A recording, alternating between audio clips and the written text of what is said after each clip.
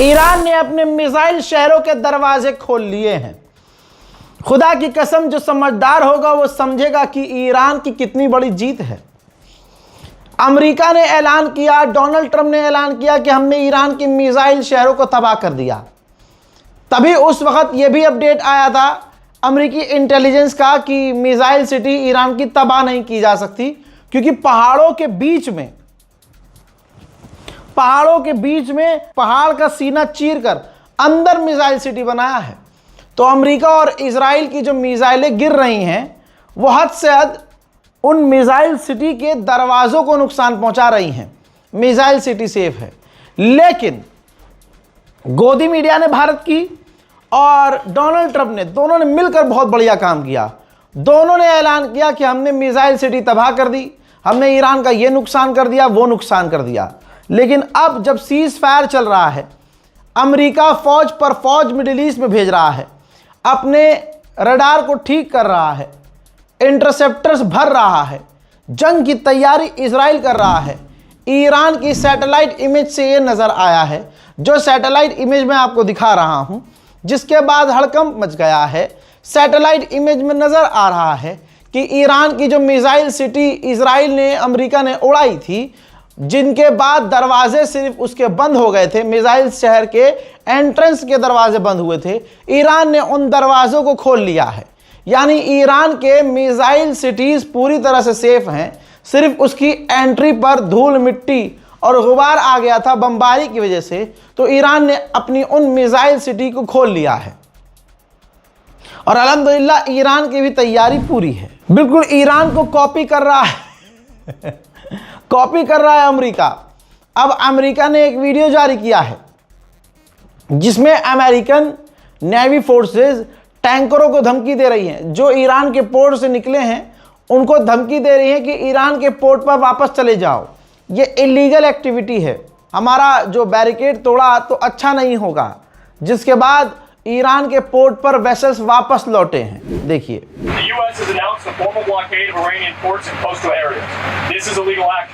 All vessels are advised to immediately return to port if leaving and discontinue transit to Iran if that is your next port of call.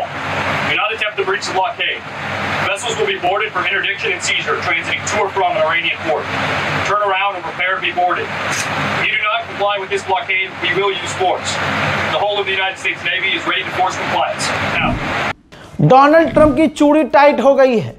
कोई भी ऐसा नहीं है जो उसको support करे उसकी सरकार के अलावा। सरकार के दूसरे अधिकारियों की मजबूरी है, नहीं सपोर्ट करेंगे तो डोनाल्ड ट्रंप निकाल देगा। अमेरिका की संसद के अंदर सभा में जिनका नाम चक स्क्यूमर है, इन्होंने, जो मेंबर ऑफ पार्लियामेंट हैं, इन्होंने कहा कि डोनाल्ड ट्रंप ने धोखा दिया है। डोनाल्ड ट्रंप जब चुनाव लड़कर आए तो उन्होंने कहा कि मैं जंग नहीं लड़ूंगा, दुनिया से जंग खत्म करूंगा। जब जंग शुरू की तो उन्होंने कहा ये जंग 2-4 दिन चलेगी, एक आध हफ्ता चलेगी। आज 40 दिन से ऊपर हो चुका है, अमेरिका इस जंग में फंस चुका है और डोनाल्ड ट्रंप की वजह से सारी दुनिया इस जंग में इफेक्ट हो रही है। जैसा मैंने आपसे कहा था, सामने से ये लड़के देख लिया तो अमेरिका बुरी तरह से पिट गया। मेजर गौरव आर्या का दादा पूरी दुनिया के सामने नंगा करके पेला गया ईरान के द्वारा। तो अब डोनाल्ड ट्रंप जिसको दुनिया भाई नकार रही है, आप देखिए जब सब जगह से भगा दिया गया तो भारत की मोदी सरकार उसको कबूल कर रही है। ये है हमारी इस सरकार की असलियत, यही दम है, वो भी बताऊंगा बाद में। आप देखिए कि अब पुराने, जब सामने से ईरान को नहीं लड़के देख लिया ना, तो अब पुरानी स्ट्रैटेजी पे आ गया। ईरान पर पाबंदी लगा दी। ईरान पर जो पाबंदियां लगी थी हटाने की बात थी, अब नई पाबंदियां और लगा दी। अब ऐसे में ईरान को क्या फर्क पड़ेगा? टन घंटा फर्क पड़ेगा। पूरी पाबंदियों के बावजूद, सदियों से पाबंदी लगाने के बावजूद आज ये हालत हो गई कि अमेरिका कह रहा है ये यूरेनियम बना रहा है, परमाणु बनाएगा। तो तुमने जो पिछले 40 सालों में पाबंदी दे पाबंदी ले पाबंदी दे पाबंदी ईरान पर लगाई थी, उन तमाम पाबंदियों के बावजूद अगर आज तुम ये कह रहे हो कि ईरान परमाणु बना सकता है, तो मुन्ना तुम्हारी पाबंदियां तो फेल हो गई और आगे भी फेल होंगी। आइए अब जरा मोदी सरकार पे आते हैं कि औकात क्या है मोदी सरकार की। मोदी सरकार उस आदमी को जिसने हमारे माननीय प्रधानमंत्री का अपमान किया, जो किसी भी भारतीय को पसंद नहीं आया, भारत को धमकाया, और हमें मोदी जी कहते हैं my friend Donald Trump, my friend Donald Trump करते हुए मोदी जी थक नहीं रहे, दोबारा से शुरू हो गया इनका। और उधर जो डोनाल्ड ट्रंप है वो पाकिस्तान के आसिम मुनीर को ग्रेट मैन कह रहा है। हमारे दुश्मन को बेस्ट फ्रेंड बनाकर बैठा हुआ है डोनाल्ड ट्रंप। और हमारी मोदी सरकार की मर्दानगी देखिए कि डोनाल्ड ट्रंप माय फ्रेंड। ये देखिए ताजा तरीन जानकारी अब ये आ रही है कि भारत के अंदर मोदी सरकार डोनाल्ड ट्रंप की सरकार को सपोर्ट करने के लिए डोनाल्ड ट्रंप का आप समझ रहे हैं। ये देखिए दिल्ली में ऑटो पर लगेगी ट्रंप की तस्वीरें। यह है औकात। आप सोचिए जो 250वीं एनिवर्सरी ऑफ अमेरिका आ रही है, इंडिपेंडेंस डे अमेरिका का आ रहा है, तो भारत के ऑटो रिक्शा के ऊपर ट्रंप की तस्वीर लगाएंगे। लेकिन यहां हैरानी की बात यह है, जो तस्वीर आ रही है न्यूज़ 24 के जरिए, मोदी का फोटो नहीं होगा यहां पे। मैं बर्दाश्त नहीं करूंगा भाई साहब। मोदी काहे डर रहे हैं? आज तक जो आदमी मैयत के कागजात पर अपना फोटो चिपकवाया, वो आदमी अमेरिका के राष्ट्रपति के साथ ग्राफिक्स में, बैनर में, पोस्टर में अपनी फोटो नहीं लगवा रहा है। यह बड़ी चिंताजनक बात है भाई मेरे लिए, सबसे बड़ा मुद्दा है। और औकात देखिए, डोनाल्ड ट्रंप की औकात देखिए कि दिल्ली के रिक्शों के पीछे चिपकेगा उसका फोटो।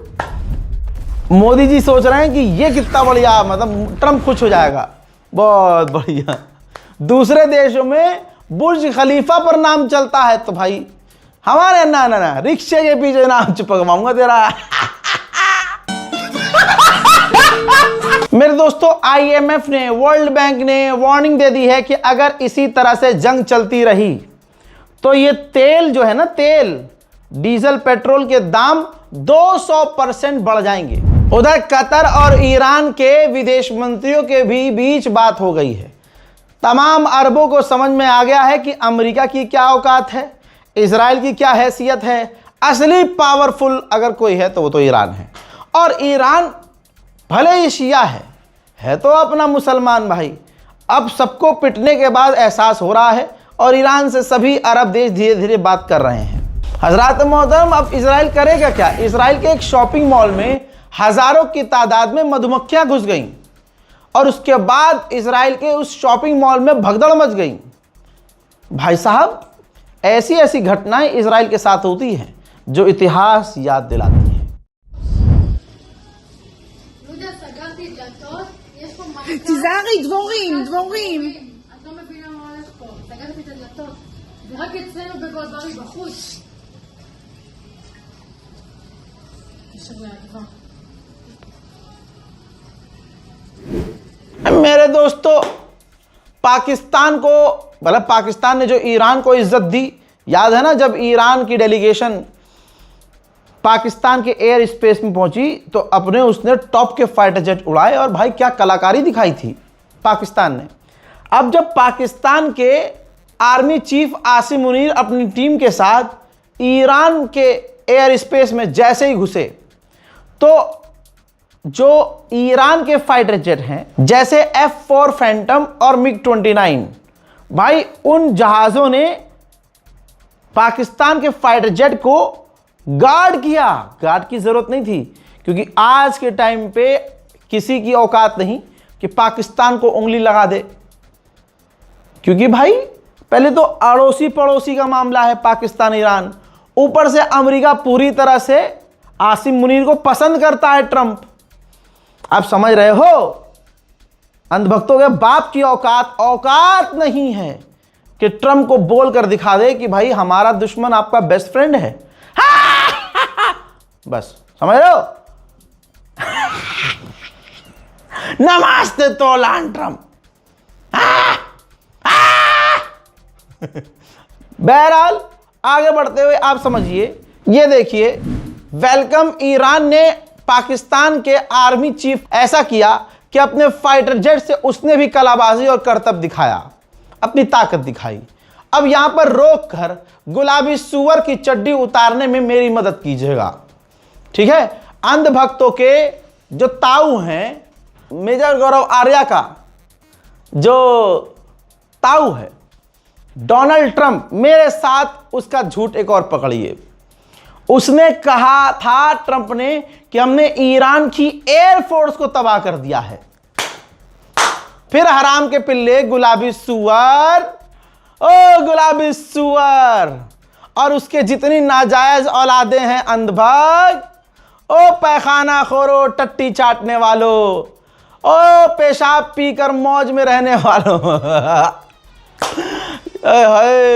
बता फिर ये ईरान की एयरफोर्स नहीं तो क्या है? बता ये फिर फाइटर जेट ईरान के कहां से आ गए? ये जिन्नात उड़ रहे हैं क्या? ये आत्माएं उड़ रही हैं क्या? गुलाबी सुअर, सोचिए व्हाइट हाउस दीवाना हुआ पड़ा है, फैन हुआ पड़ा है पाकिस्तान का। व्हाइट हाउस के द्वारा, जो व्हाइट हाउस की ऑफिशियल प्रवक्ता है, उन्होंने कहा कि ये काफ़ी इंपॉर्टेंट और बेहतरीन है कि मीडिएशन के तौर पर पाकिस्तान बीच में है और मीडिएटर एक अकेला पाकिस्तान है और कोई नहीं। डोनाल्ड ट्रंप पाकिस्तान के एफर्ट से बहुत खुश हैं, ये व्हाइट हाउस कह रहा है। और यहां पर डरपोक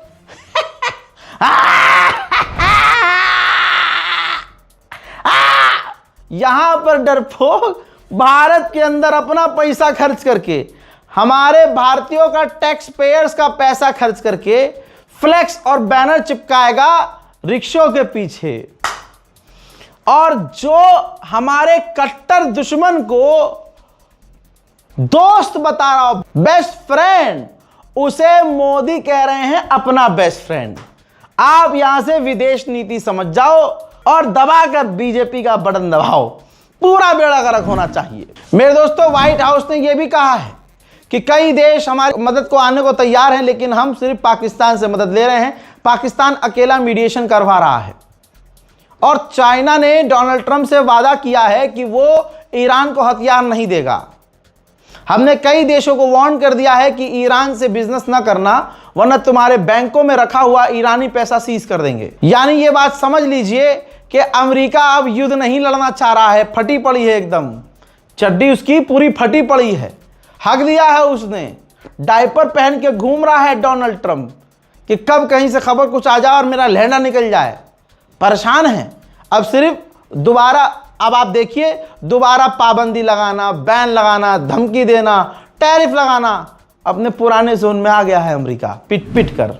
व्हाइट हाउस ने यह भी कहा कि हमारा मानना यह है कि हमने जो ब्लॉकेज किया हुआ है, पूरा रास्ता बंद किया हुआ है स्ट्रेट ऑफ हॉर्मुज़ का, इससे फायदा यह होगा कि चाइनीज चाहकर भी ईरान से तेल नहीं ले पाएंगे। आजाद ईरान अपना पेट्रोकेमिकल जो बेचता था, एक्सपोर्ट करता था, वो बंद कर लिया है और अच्छा पैसा कमा रहा था। उसका कहना है कि अब सीज फीस फायर जब हो जाएगा, जब ये तमाम शांति आ जाएगी, तब हम पेट्रोकेमिकल जो है बेचना शुरू करेंगे। उधर अमेरिका ने माना है कि हमारे 400 अमेरिकी फौजी बुरी तरह से घायल हैं, इंजर्ड हैं। दोस्तों, ईरान ने एक बड़ा ऑफर किया है, ऐसी खबर आ रही है। हो सकता है ईरान बाद में इसको डिनाई कर दे, लेकिन खबर ये रही आपकी स्क्रीन पर। भाई ये बात क्लियर है कि ईरान ने कहा है कि मेरी साइड से जो लोग गुजरेंगे, जो टैंकर गुजरेंगे, हम उससे टैक्स लेंगे। ओमान ने मना कर दिया था, भाई हम टैक्स नहीं लेंगे, क्योंकि अमेरिका डंडा कर देगा ओमान को, और ओमान की इतनी औकात नहीं है कि अमेरिका से भिड़ सके। तो ओमान ने कहा था, भाई हम अपनी साइड से कोई टैक्स नहीं लेंगे। तो ईरान ने ऑफर रख दिया है कि अगर किसी को फ्री में निकलना है, अटैक से बचना है, तो वो ओमान की साइड से निकल जाए, हम ना हमला करेंगे ना उनसे टैक्स लेंगे। तो जाहिर सी बात है, तो ये तो स्ट्रेट ऑफ हॉर्मुज़ पूरी तरह से खुल ही गया। फिर अभी इंतजार है कि अमेरिकी इस रिपोर्ट पर ईरान क्या कहता है। 1999 के बाद यूएई का बुर्ज अल अरब बंद हो गया है, ये देख लीजिए, और वो भी 18 से 19 महीने के लिए। बुर्ज अल अरब पर, दुबई का जो बुर्ज अल अरब है, जो इसका घमंड था, उस पर ईरान का ड्रोन जाकर हिट हुआ था, जिसके बाद अब इसमें कामकाज होगा। कम से कम 18 महीने इसमें काम चलेगा। ईरान के एक सस्ते ड्रोन ने दुबई की सारी दहाड़ निकाल दी है, और जो दुबई धमाल मचा रहा था सारी दुनिया में, सारा धमाल पानी हो गया है। यही तो वजह है कि यूएई ईरान पर बौखलाया पड़ा है। अमेरिका की जो हरकतें हैं वो कुछ और बता रही हैं। 10,000 अमेरिकी फौजी और मिडिल ईस्ट में अमेरिका ने भेजे हैं। ये बात दिमाग में उम्मत को रखनी चाहिए, तमाम लोगों को रखनी चाहिए कि भले ही सामने से दिख रहा है कि बुरी तरह से अमेरिका हार चुका है, लेकिन जो उसकी तैयारियां हैं वो एक बार फिर से ईरान पर धोखे से हमला कर सकता है। उधर आईडीएफ ने भी कंफर्म किया है कि अगर हमें ईरान पर दोबारा बमबारी करनी पड़े तो हम दोबारा से बमबारी करने को तैयार हैं। हम ईरान की हरकतों को मॉनिटर कर रहे हैं। हालांकि सबसे ज़्यादा यही पिटे हैं, बंकरों में छुपे हुए थे। और आपको याद है, भूल गए होंगे आप लोग, मैं याद दिलाता हूं भाई, मेयर, इजराइल के इलाकों का मेयर चैनल 12 पर, इजरायली चैनलों पर आकर रोया कि तुम हमें बचा नहीं सकते तो हमें इस इलाके से जाने दो। हाँ, आगे बढ़ते हैं। अमेरिका का अखबार सुना होगा, वॉशिंगटन पोस्ट। पूरी दुनिया में इस अखबार को देखा जाता है। क्या लिखा है मैं बता देता हूं।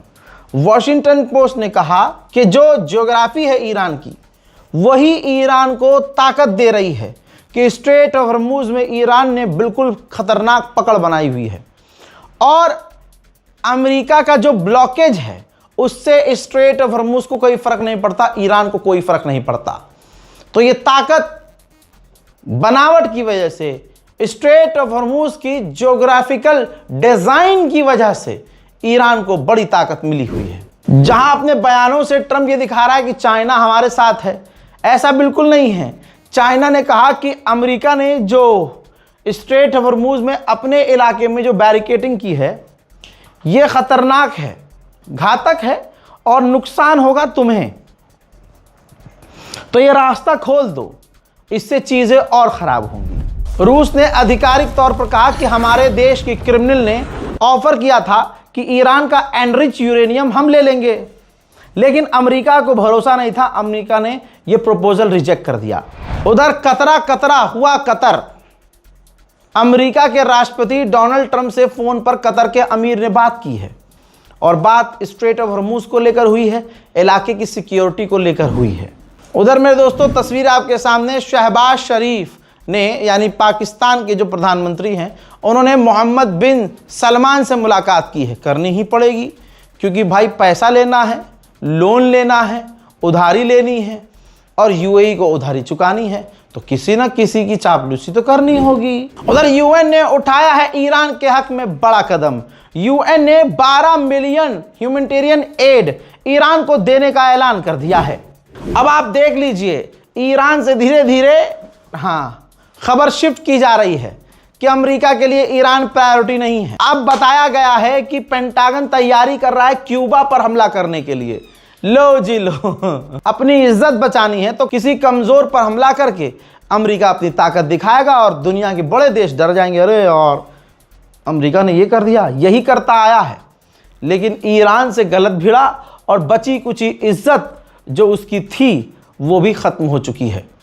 आज दुनिया का हर व्यक्ति अमेरिका को गलत बोल रहा है, इजराइल गलत बोल रहा है कि इन्होंने ईरान पर हमला किया और उसके बाद ये हालात हुए। लेकिन भारत में बैठा मेजर गौरव आर्या, जिसके खिलाफ मुसलमान कुछ बोल नहीं रहा, जिसने ईरान को अपना दुश्मन तक बताया और अपना भाई, सगा भाई इजराइल को बताया। ये चलो ठीक है, तुम किसी को भाई मानो, किसी को बहन मानो, किसी को बाप मानो, कोई फर्क नहीं पड़ता। लेकिन वॉर क्राइम को इसने कबूल किया कि हाँ, मुझे पसंद है कि लेबनान पर 100 बम और मारे, गाजा पर 50 बम और। दुनिया का हर संगठन, यहां तक कि भारत की विदेश नीति भी कहती है कि हम फिलिस्तीन के साथ हैं, शांति और अमन आना चाहिए। लेकिन वहीं पर मेजर गौरव आर्या चैनल पर, इंडियन चैनल पर, नेशनल चैनल पर आके बोलता है कि मैं चाहता हूं, मुझे बड़ा पसंद है लेबनान पर और 100 बम मारे इजराइल और गाजा पर 50 बम मारे। यही असलियत है हिंदुत्व की, यही आज की तस्वीर है हिंदुओं की। वरना सोचिए, हिंदुओं में जिस तरह से शांति है, इसके बयानात के बाद कितनी तकलीफ देह है। चुप रहकर मेजर आर्या को सपोर्ट किया जा रहा है। बड़े बड़े पत्रकार जो पढ़े लिखे हैं ना, मेजर आर्या के उस, भाई सोचिए, ईरान काउंसलेट हैदराबाद ने रीशेयर किया है भाई। तो सोहित मिश्रा लिखते हैं कि जैसे जोकर बैठे हुए हैं दोनों तरफ, खास करके टीवी पर जो जोकर बैठा हुआ है, जो कि रिप्रेजेंट कर रहा है अपना शो नॉट इंडिया, यानी जो ये शो में बोल रहा है सिर्फ ये अपने न्यूज़ 18 गोदी मीडिया को प्रमोट कर रहा है, रिप्रेजेंट कर रहा है। भारत की ये मान्यता नहीं है। जो आइडियोलॉजी है गॉडसे की, वही सपोर्ट कर रही है गाजा के अंदर हो रहे नरसंहार, और जो बच्चे मारे जा रहे हैं सिर्फ गॉडसे के सपोर्टर उसे सपोर्ट कर रहे हैं। गांधी वाले लोग किसी भी हालत में नरसंहार को सपोर्ट नहीं करते। मेजर गौरव आर्या कोई मेजर नहीं, ये आतंकी काम कर रहा है, हमारे रिश्ते दूसरे देशों से खराब कर रहा है। मुसलमानों की नफरत में इतना कुंठित है ये आदमी कि ये कुछ नहीं देखता कि हमारी भारत की विदेश नीति क्या कह रही है। बस दुनिया में कोई भी किसी मुसलमान को मार रहा हो, ये तुरंत उसे अपना बाप बना लेता है। लेबनान पे कह रहा है कि 100 बम और मारो, वहां और नरसंहार करो, जबकि भारत का विदेश मंत्रालय बता रहा है कि लेबनान में इंटरनेशनल पीस कीपिंग फोर्स के तहत हमारे 600 फौजी वहां तैनात हैं और इजराइल यूएन की फौज पर हमला करता रहता है। भारत सरकार को चिंता है, भारत सरकार को चिंता है कि हमारे जो फौजी लेबनान में हैं वो सुरक्षित रहें। बयान सुनाऊं विदेश मंत्रालय का? देख, सुअर की नस्ल, मेरे कद्दू का मेजर और मेरे कद्दू का गौरव आर्या, सुन। The exact number of troops that we have in UNIFIL, we have around 600 Indian troops who are serving in UNIFIL. We have been doing it, our peacekeeping operations go back several decades. We are also the largest troop contributing country to the UN peacekeeping missions, and the contribution of our peacekeepers has been well noted, regarded to global peace and security. We had also issued a statement, which you may have seen, condemning the recent attacks on UNIFIL, in which several troops unfortunately lost their lives. देख लिया दोस्तों, ये हमारे भारत की विदेश मंत्रालय के प्रवक्ता हैं, कह रहे हैं कि हमें चिंता है, लेकिन मेजर गौरव आर्या कह रहा है कि नहीं, लेबनान पर बम मारे 100 और। वो इजराइल जो यूएन की फौज पर हमला करता है, इजराइल के ही हमले में इंडोनेशिया के 3 फौजी लेबनान में मारे गए, इजराइल के हमले में, और वो भी इंटरनेशनल फौज में थे। लेकिन मेजर गौरव आर्या, मेरे तमाम हिंदू भाइयों से अपील है, चीजों को समझो। मुसलमानों से नफरत करनी है, करो। आप सुअर पाल रहे हो, पालो। मुसलमानों की नफरत में इतना एक झुंड पागल हो गया है कि सुअर के में मुंह लगाकर चूम रहा है, और आज इन्हें याद आया कि नहीं, गौ माता नहीं, हमें तो सुअर पालना है। नफरत में इतना गिर गया इंसान कि सुअर को अपने घर में पाल रहा है इंसान। वो सुअर जिसके लिए फेमस है लाइन कि अगर इसे छोड़ोगे नहला धुलाकर ये जाएगा गू खाने ही, लेकिन उनको एक समुदाय मुंह से मुंह मिलाकर एक थाली में खाना